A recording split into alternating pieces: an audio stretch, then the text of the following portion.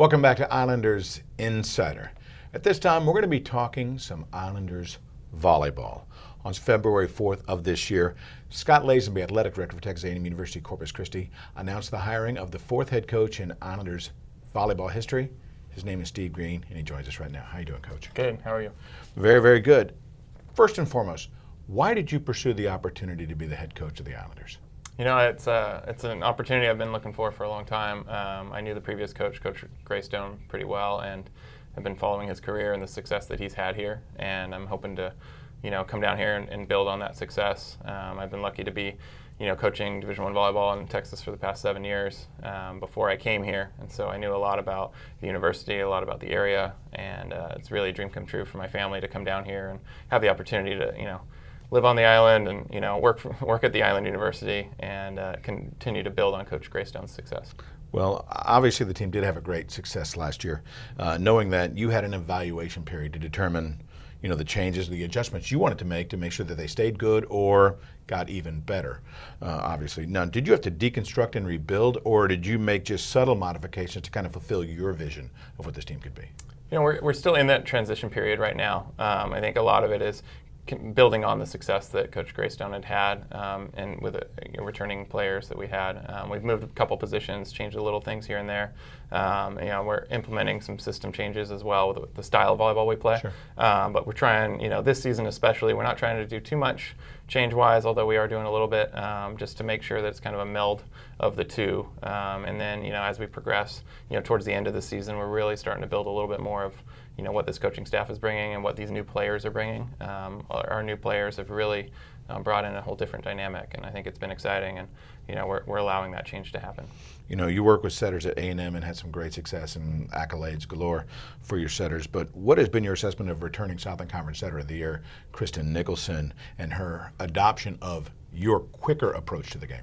Yeah, Kristen Nicholson has been great. I mean, she really has, she had a lot of success. She was Setter of the Year in the conference last year.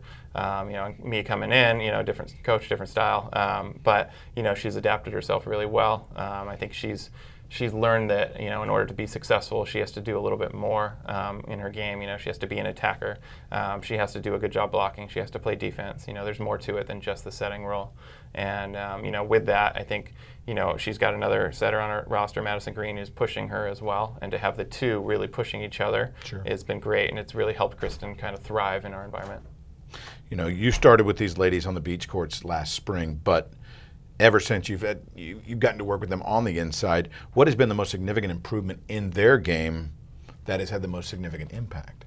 I would say just the ball control itself. The quality of the first touch. When we're playing defense, when we're passing, I think we were a good defensive team before.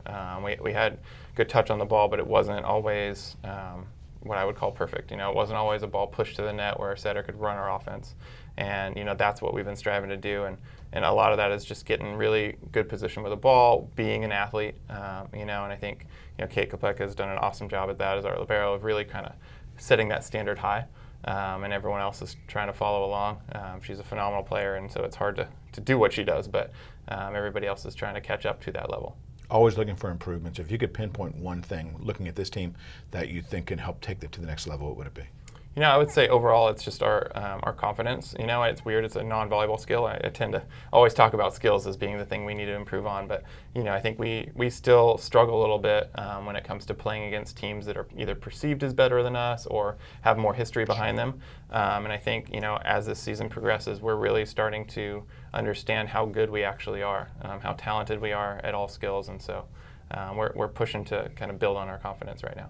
I know it's been a short time on the island for you coming here in February, less than a year, but if you were going to describe or give a definition of Islander volleyball, what would it be? I would say as of right now, it's a driven team. I would say, they are invested. They really want to do well. And so I would say, Islander volleyball, it kind of, puts on a personification of the athletic department and the school.